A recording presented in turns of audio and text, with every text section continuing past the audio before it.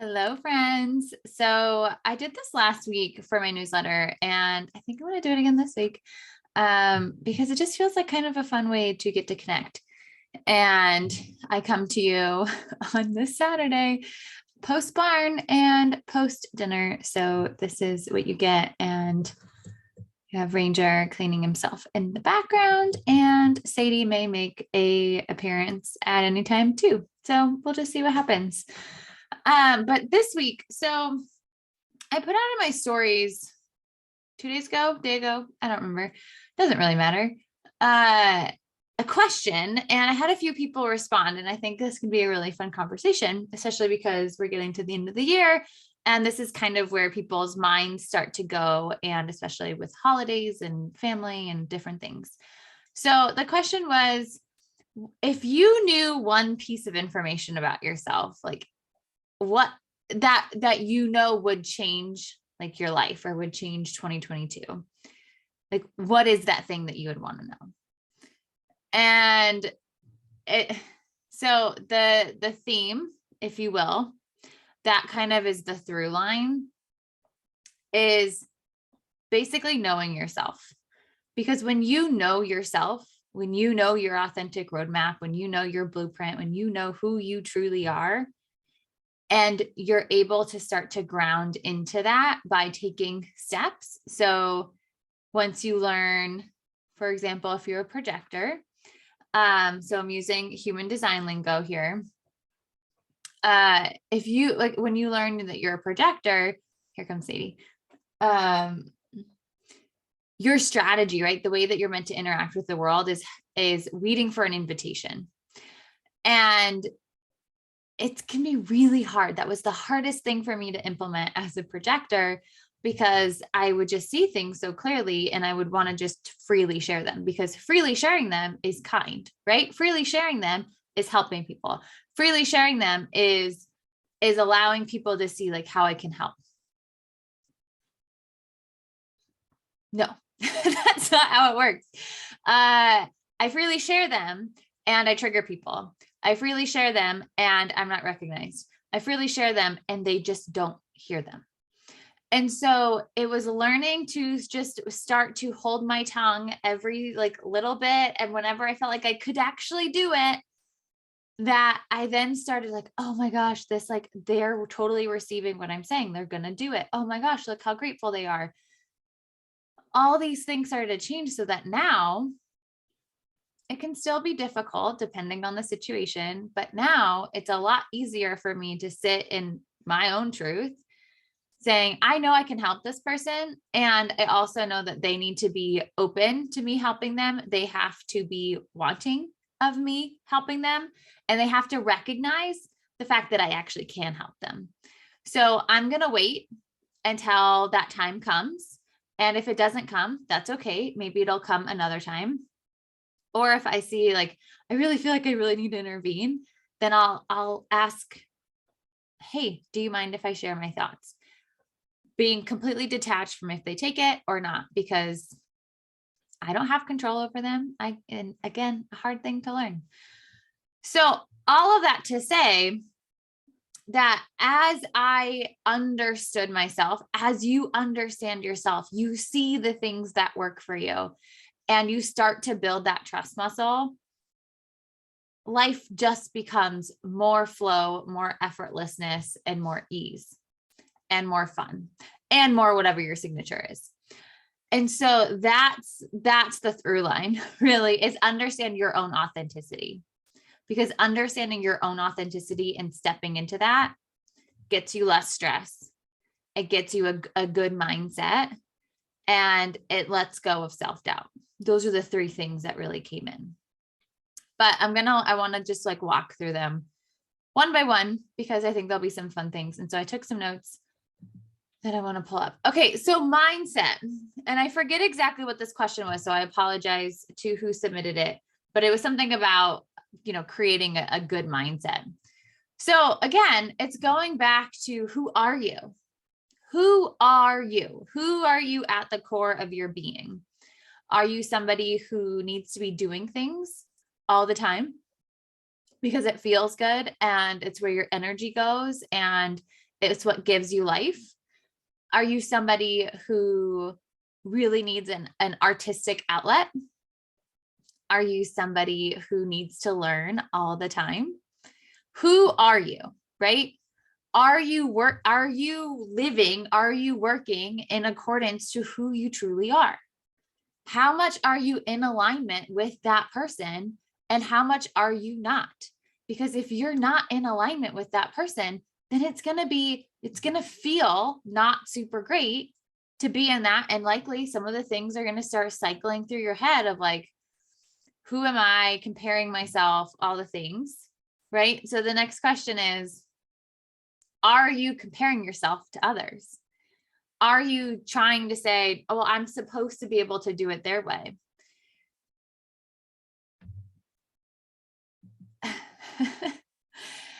Okay. So let's just break it down to energy beings versus non-energy beings. Energy beings, if you're a non-energy being and you're comparing yourself to an energy being, projector, comparing myself to the generators, manifesting generators of the world, yeah, I'm going to feel like I'm not doing enough. I'm going to feel like there's something wrong with me. I'm going to wonder, why can't I keep up with them? Why do I keep getting burnt out? What is wrong with me?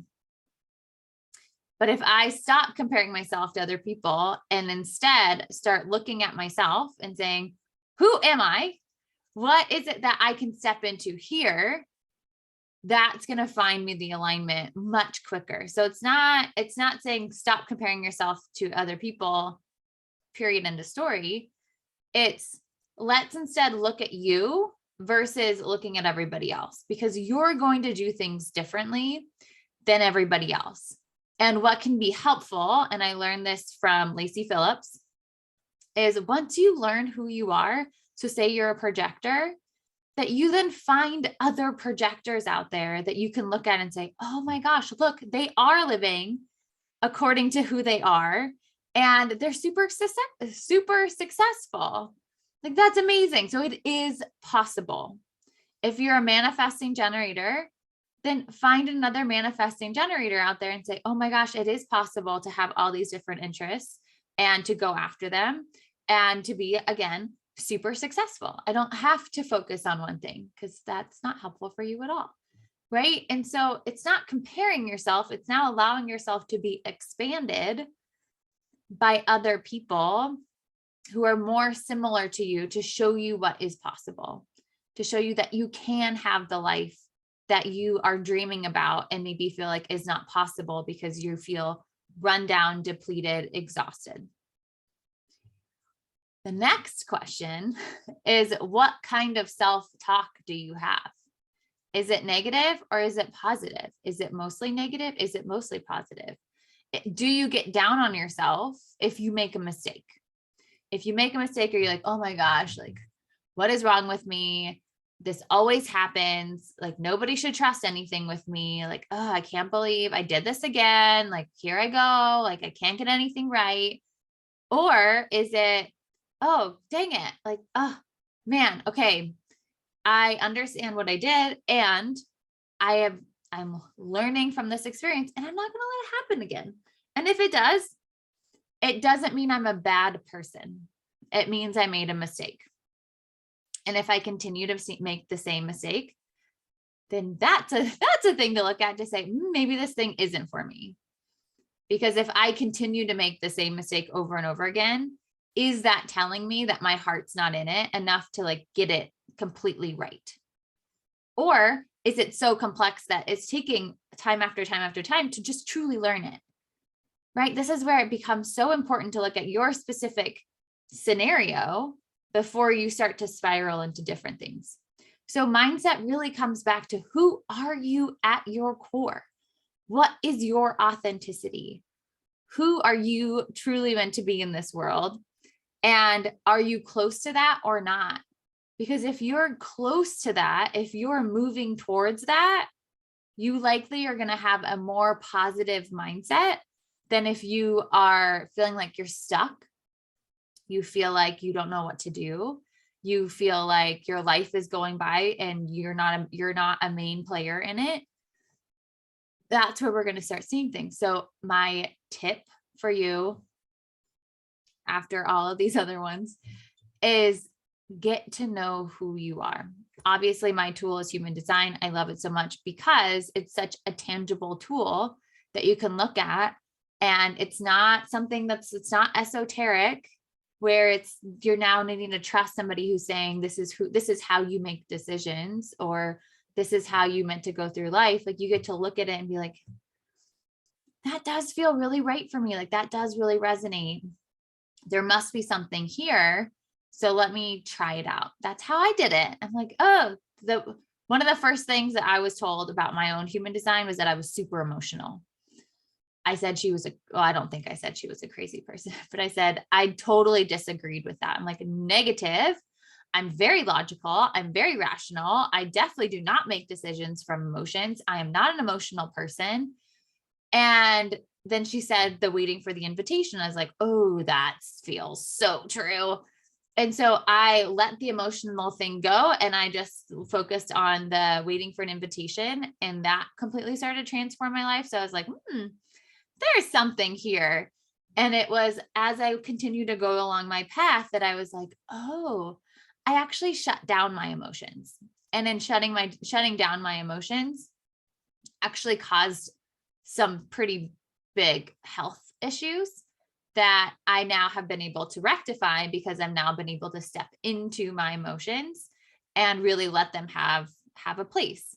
And if I just continue to leave them shut down in a box somewhere in my body, it's going to continue to manifest and fester and come out in bigger and bigger ways.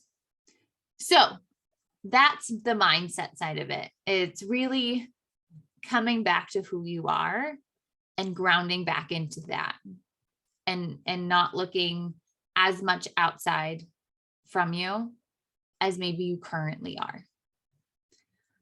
All right.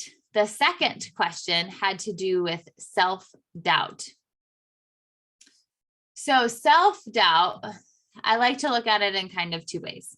So the first way, again, is, do you know who you are, right? If you don't know who you are, then you're likely going to spiral in self-doubt much quicker, because you're not actually grounded in anything solid. You may be grounded in what you show the world, and the world might be like, oh my gosh, you're so, again, happened to me. You're so confident. You're so strong. Like, oh my gosh, like I so look up to you. And on the inside, you're like, what the F are you looking at? Like, I feel like my life is falling apart. Like, why is nobody helping me? Like, what is going on out here? That's what happens, right? It's when you're grounded into not yourself, because yourself is super grounded. It's like roots into the ground. But when you're grounded into like a mask you put on, yeah, maybe you what's the word? Maybe you are able to convince everybody around you, but you don't feel it. And the way that you feel totally fully in yourself is grounding into like who you actually are. So again, coming back to, do you actually know who you are? And are you doing the work to ground into that and let go of the masks that you're putting onto the world, so that you can be accepted, so you can be successful in the eyes of whomever. The other side of this one, because there is literally a gate called the gate of doubt in human design, is looking at your chart and seeing if you have gate 63. It's in the top triangle of your head.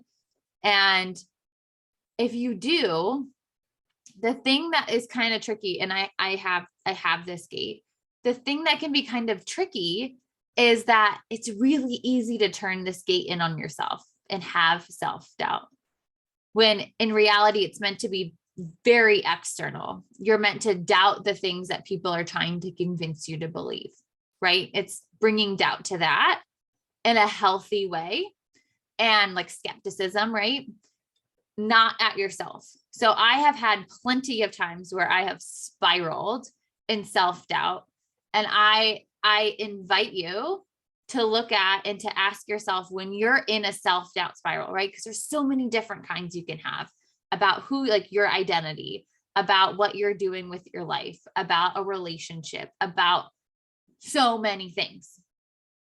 So when you're in those spaces of that self-doubt spiral, ask yourself, what is something that either you can do or could happen that would take you out of that spiral? For example, I guess over a year and a half ago, longer, it doesn't matter. The timeline doesn't matter. But I like totally had a self-doubt spiral about my abilities with animal communication.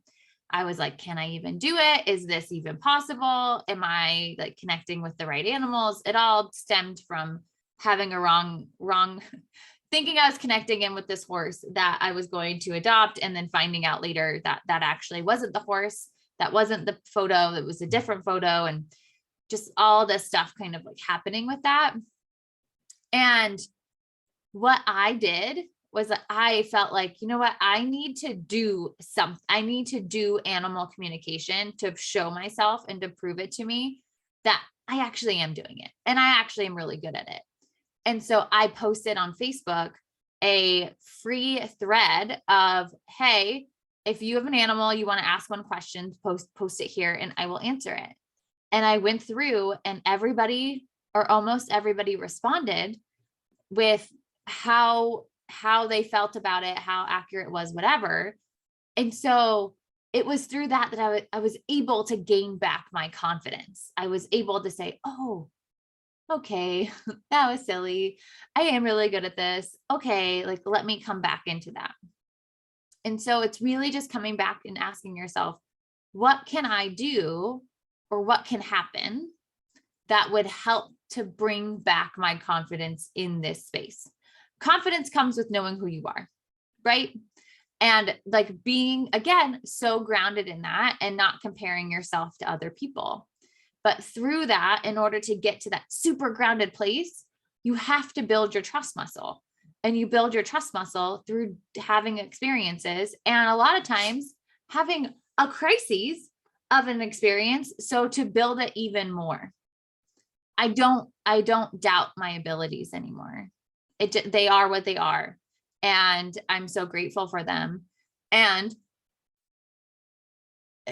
it's just not something that happens anymore. And I've had multiple occasions of that happening. So that's the self-doubt part of it. And then the third one, the last one, is letting go of stress. So also love this one. So letting go of stress. Again, I see this in a couple places. Knowing who you are, because knowing who you are will show you where you're out of alignment, right? So if you are, I guess it doesn't even matter what type you are. Are you doing things that you love? Period, full stop. Yes or no?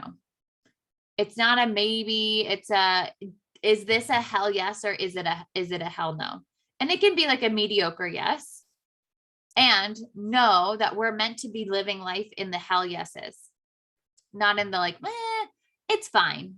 The fines is not where we're meant to be. We're meant to be in like, oh my gosh, this is so fun. So it's looking at what you're committing all your time and energy to and saying, you know, there's a lot more hell no's here than hell yeses. So that would be something to look at, because that's likely going to start to create stress. And how that creates stress is if you are an energy being. So if you're a generator or manifesting generator, when you're doing no's or even like mediocre, like the fines, it's not giving you energy, right? You feel like you have to force and push and claw and make it happen. When you're in the yeses, when you're in the hell yeses, it gives you energy. You could do it all day long. You wouldn't get tired. Yes, you'd fall into bed later, like exhausted, and you would live a much more vibrant, ease-filled life, because in the act of you doing those yeses, the things that make you feel so good, you pull in the other opportunities and things to you. You don't have to go look for them. And if you're a non-energy being, you already can't do a lot of things, right? You already don't have the like boiler, basically the furnace inside of you to give you sustainable energy, which makes it even more important for you to be only doing the things that you love and understanding that rest becomes a really big part of your life. Now, depending on which type of non-energy being you are, rest will look different and energy will look different in different things. And just know that if you're a non-energy being, you're here to do life a little bit differently. You're not here to be doing all the time. That's what generators and manifesting generators are here to do. Like when my parents come to visit, they're always doing things. And as a little projector here, I'm like, oh, so I have gotten caught up in the like, gosh, I feel like I should be helping them. I feel like I should be doing things too. I feel like this. I feel like this. And then I have to remind myself, they have to be doing something. Like that feels good to them. I don't have to be doing things. Doing nothing feels really good to me. So I have to remind myself that I can't compare myself to them because they're very different than who I am at my core and at their core. Doing is good for them. Doing, it doesn't mean we can't do anything. So I feel like somebody's be like, oh, so I'm supposed to like not do anything. No, we do things. I was at the barn all day. I do this. I do lots of things. And I don't do as much as an energy being because if I do, when I do, I get burnt out. The other side of this is when you're doing the things that you don't really want to be doing, not only does it not give you energy, but then you might feel like, oh, but I really need to get this thing done. So you wait until you're under pressure. And it's in that under pressure that you get things done. So then you always keep yourself under pressure so that you're always doing things because you're not getting energy to do them because they're not a yes, or because you don't actually want to do them, or because you don't have the energy to do them. And when you keep yourself under pressure to do things, you're keeping yourself in adrenaline energy. And the things that are associated here are the adrenal glands and stress hormones. So I'd ask you, are you under pressure all the time? Do you value yourself for being so productive under pressure? Do others value you for being so productive under pressure? I know I've had people be like, oh my gosh, you're so good. Like when like your feet are to the fire, like you get everything done. And I'm like, yeah. And I used to like really like play into that. I'm like, yeah, gosh, I'm so good. And no, I burnt my adrenals out and I'm still in the process of healing them.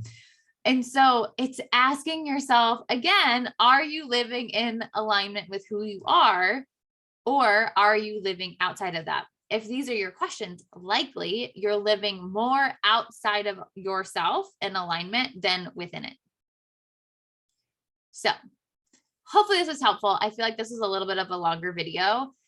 And I think it's important because as we come up into 2022, it's like this whole brand new year. And it's, we're ending out December, we're ending out 2021, and we're stepping into 2022. And, just with that comes the ending and the beginning. And so there's this like, who am I going to be and how can I be better? And I would invite you to look at and say, do you know who you are? And if not, I'd invite you to look at a tool like human design because it's so tangible and it's so nice to be able to look at it and be like, this is why I am the way I am. Got it.